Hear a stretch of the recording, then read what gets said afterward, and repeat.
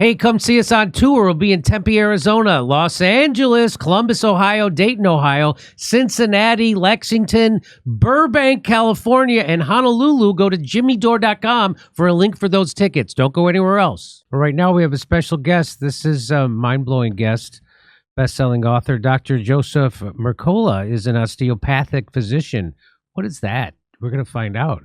And a board-certified family physician who served as the chairman of the family medicine department at St. Alexis Medical Center for 5 years. He's a passionate advocate of natural medicine and a wellness champion who's written over 30 scientific studies and reports published in medical journals, as well as 15 books, including his latest, Your Guide to Cellular Health.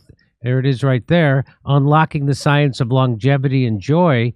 Please welcome back to the show, Dr. Joseph Mercola. Hi, doctor. Hey, Jimmy, so good to be back. How are you? I'm doing great. I just want to let people know that you're a big-time best-selling author. Effortless Healing was a New York Times bestseller. Great Bird Flu Hoax, New York Times bestseller. The No Grain Diet, another New York Times. The Truth About COVID-19, also a bestseller on Amazon, USA Today, Wall Street Journals, published. So you're very well credentialed, and your latest book is Your Guide to Cellular Health, Unlocking the Science of Longevity and Joy. It sounds very, very in the now. But I just want to say, so Casey Means, who's that New York Times #1 bestseller, we had her brother on recently, Callie, and here's what she had to say. She said, this book gave me several novel ideas to think about in regards to metabolic crisis occurring in our cells, and is a useful resource for those seeking to explore new dimensions about how our cells are struggling and how to support them in this modern, increasingly toxic world. So that's interesting right off the bat. But here's what you say. You say, for 15 years, I struggled with a mind-bending, unexplained rash that would cause me to lose sleep at night because of unrelenting itching. All the physicians I consulted, some of the best out there, had no clue how to resolve it. As I relentlessly searched for a cure, I discovered a crucial concept that underpins every aspect of our well-being. Yet it is rarely explored, much less addressed. By studying the work of Dr. Ray Peat's bioenergetic model of health, I have come to realize that virtually every disease is a result of impaired mitochondrial function and an inability to create enough cellular energy. That's what she was just talking about. Yet this all-important aspect of health is virtually unknown, which is why I decided to write this book. Well, tell me, what do you mean by cellular energy? What is that secret that underpins most disease and health? Could you go ahead and take it wherever you want? Well, sure. Everyone knows that you can't run a car without fuel, right? It just doesn't work. And similarly, our bodies are a vehicle that we use to transport us around. And if you don't have enough energy, it's a problem. And the central issue, Jimmy, is that about 150, 200 years ago, almost everyone produced twice the amount of ATP, which is the cellular currency of our cell, our body. It's short for adenosine triphosphate. And today, because of the toxic soup of chemical poisons that we live in, and one of them is what you initially invited me on the show for to discuss, was the EMFs and 5G. That's one of the 4 poisons. But because of these poisons, we radically reduce our ability to produce the cellular energy. And you know what we're down to today? We were 100 years ago. We were 200. We made twice our body weight in ATP. What do you think? So explain again? You briefly explained about. Could you tell me what is ATP is exactly? Okay, it's a chemical. Okay. That first of all, it's important to know all the energy in the world is essentially directly or indirectly a result of sun. The sun shines on plants in a process, called photosynthesis, and it creates the photosynthesis allows that plant to consume carbon dioxide and produce oxygen and also carbohydrates. That's why we can eat food, because those carbohydrates is energy stored from the sun, and the animals eat the plants and they create proteins, and some proteins in plants too. But essentially, that's the food that we eat that fuels us. And we also get fuel from the sun directly, almost similar to plants. Now, it's not photosynthesis, it's something called photometabolism, where we convert this energy And the whole component is getting this energy optimized. And when it's not optimized, there's some very interesting events that occur in your body. And this is something that Ray Peat, who is probably the greatest health educator of the 20th century, and really advocated principles. He's not well known. Virtually no one knows him. But if you're deep into the natural medicine space, many people have been exposed to his work, and he took quite a bit. He passed away about 2 years ago now, but he didn't understand some of the aspects of decreasing your cellular energy. And if you don't understand this, you can never get healthy. And one of the main aspects, Jimmy, you need energy to essentially have every function of your body. If you don't have it, there's a poison. You've seen it in spy novels. It's called cyanide, and the agents, the spies, when they get caught, they chew on this capsule, and they die in seconds. Literally, you've seen it, right? You've seen pictures. Of course. Yeah. Well, cyanide is a chemical, and it goes into your body, into the mitochondria. These are the structures inside your cell. Every cell has hundreds, if not thousands of them. And they make this ATP. And when you block it with cyanide, you stop it, you're dead in seconds. You absolutely have to. You're dead with water, in a few days? Food, maybe 30 days or longer if you're really heavy. Oxygen, a few minutes, 4 or 5 minutes. But when you don't have ATP, you're dead in seconds. And cyanide proves that.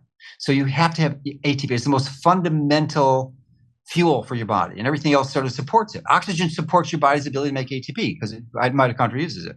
So anyways, do you have a question? And so we have less ATP. Human beings are producing less ATP today than we did 100 years ago. Is that what I heard? How much less do you think? I'm going to guess 50%. That's a great guess. That's really phenomenal. It's probably closer to 25% less. Okay. Or 25%, 75% less. In other words, 25% of what we could have done. Really? Yeah, and so what? And why is that? Have you discovered why that is? Yes, absolutely. I discussed this all in the book. The book, by the way, is available for pre-sale now on Amazon. It doesn't come out for 11 days. 11 days it comes out, and it's the number one pre-release on Amazon right now. Number one.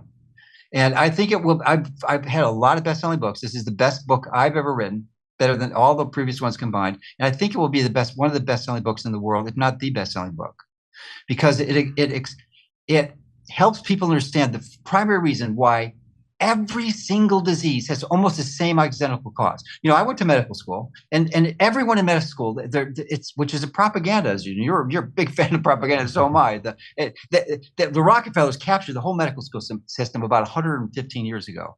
They produced this Flexner report in 1910, and they literally captured the entire medical education system. They shifted from natural therapies, and they threw it out of the curriculum, and they replaced it with pharmaceuticals because, of course, Rockefeller was an oil baron, right? And most pharmaceuticals are derivatives of oil, petrochemicals.